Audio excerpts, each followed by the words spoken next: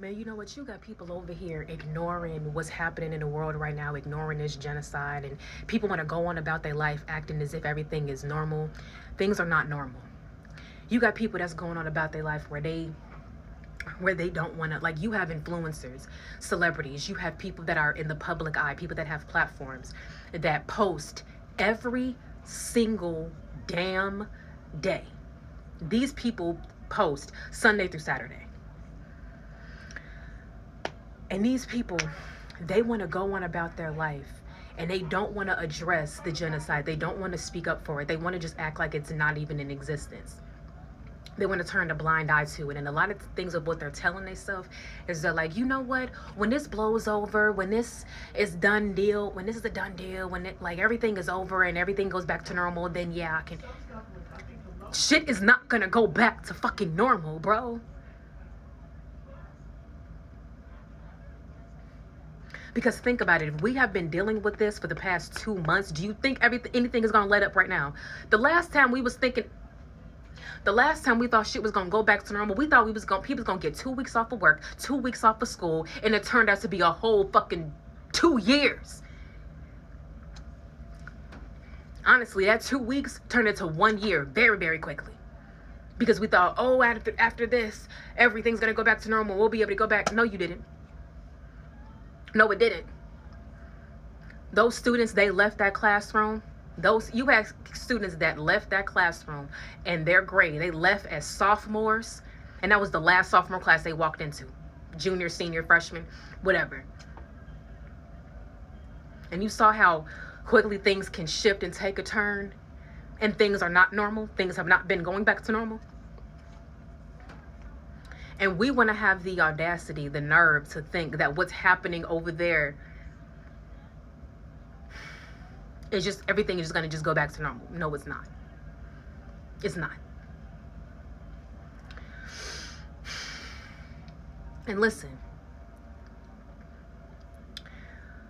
And the reason as to why we push so much about why we feel like people need to speak up more about what is happening is because first of all, regardless if you have a platform or not, you could and can and should say something. Because the more people that come out and talk about what they are witnessing and how horrific it is, how inhumane it is, and how you as a civilian of whatever country you are in, if you are saying that you do not support this, if they don't have the people backing them up, it's going to speak more volume. So regardless, anybody with a social media has the power and the ability to speak up and say something. For you to be silent about it, your silence in this moment, when everything that's happening right now, your silence is very loud. It's very loud. A lot of times, like, you know how they say there is a time for everything, there is a time to speak, there is a time to be quiet. This is the time to speak. This is not the time to be quiet. This is the time to speak. A lot of people say sometimes, oh, there is power in your silence, but there is also power in your words. And in this moment, your words are more powerful than your silence. Because y'all silence is violence at this point. Y'all silence is condoning what is happening. But going back to the fact that we have influencers and celebrities that are posting every single day, but at the same time, they don't want to address what is happening in current present reality. What that is showing is that you only care about people watching and engaging in your content just so that you can get your money, just so that you can continue to get your brand deals, just so that you can continue to pay your bills and get your money and live the lifestyle that you want to live. You are more so after yourself than the humanity of people. You're more self-serving. Because if you're thinking, I don't know if I want to talk about this because I could lose my brand deals and then I could lose my roof that I have over my house. If you speak enough for humanity, baby, I guarantee God is going to suffice and supply all of your needs, supply all of your resources. Because what y'all are doing is, those of you that think, oh, I'm going to lose my brand deals and I can't afford to do that because then I have to move home or I have to do this. Boo hoo fucking who? Baby, first of all, if you're afraid, okay. Listen. Let me chill. Let me say something. First of all, it's no shame in having to go and live with family, live with your parents, move back in with your parents, because we are in the middle of a pandemic, okay? We are in the middle of a recession. And anytime you have a recession and the money is tight for everybody, a lot of people are living in circumstances that they don't want to live in.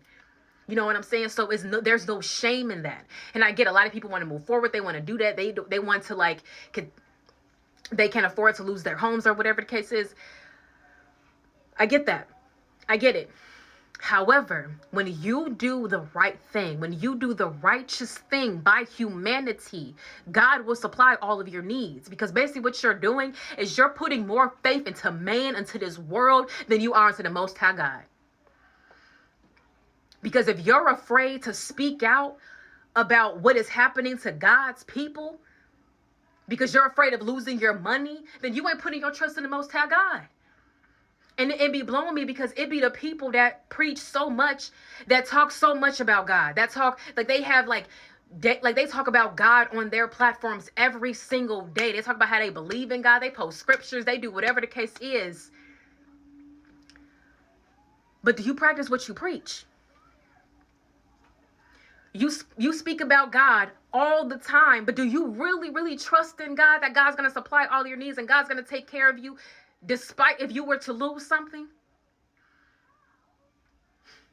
Because when you have your full trust in your Creator, it don't matter what the fuck happens outside, what you deal with externally, because you know that God got your back. There are people that have lost their jobs, have had to quit jobs, have to do other things like that, not even knowing where their next paycheck was going to come from, not even knowing where their next meal was going to come from. But God made a way, because they trusted in God and God made a way. So let me tell you, if God's been making a way in your life this entire time, God has been giving you a new home, God has been giving you a new vehicle, God has been paying your bills every single month, God has been allowing you to give yourself everything that you need and want, God has been allowing you to travel, God has been really blessing your life. You don't think that God's gonna stop those blessings when you start speaking out about God's people? Make it make sense. Riddle me that. If God has been helping you this whole time, you think when you start speaking out about God's people that God's just going to automatically stop that? No. No, God's not going to stop it. God's going to continue to support you and supply all of your needs and give you your resources, because you are doing the righteous thing. But if you are afraid and you're letting your fear, because you know God did not give you the spirit of fear, but if you're letting your fear stop you from doing the righteous thing, that's not a good place to be, baby. Because what's happening is you're getting so caught up in this world. You're getting so caught up in the materials of this world that you are further away from yourself. You further away from your soul. What's happening is you satisfying your flesh. Your flesh is having a shit show. Your flesh is having a grand good time. And you are so focused on your flesh being satisfied, your fleshly desires, but you are neglecting your soul desires.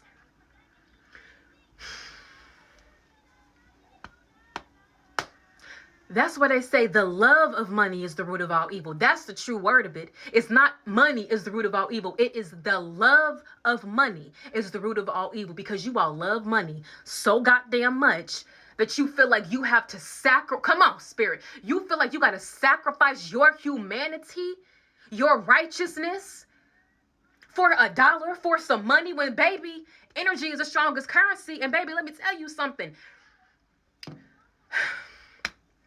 Money is just paper, okay? Money is a form of energy. And if you're allowing fear to mandate that energy, that's not a good place for you to be, baby. But when you come in that energy of trust, of abundance, when you're in a state of abundance, you're like, it doesn't matter because I am wealthy, I am abundant, money flows to me. You know that everything is going to be taken care of. But a lot of y'all too much into y'all flesh. Y'all neglecting y'all own soul. And if I'm triggering you right now, it's because I'm talking to you.